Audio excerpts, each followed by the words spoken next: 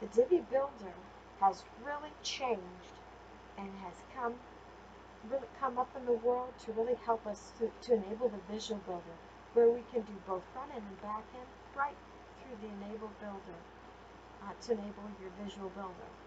And matter of fact, I looked for videos and I could not find one, so I'm creating my own. So the first thing you'll want to do is enable the Visual Builder here at the top. It will turn purple. So let's enable the Visual Builder.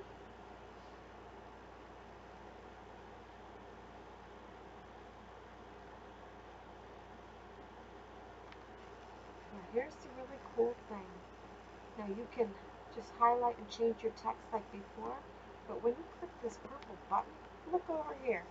You can see it in desktop view, tablet view, mobile view, but look over here. This is called wireframe, where you can do the back end right here.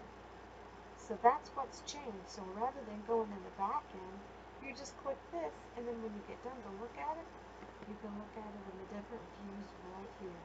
Now, don't forget to save it when you're finished. But isn't that wonderful how Divi has changed?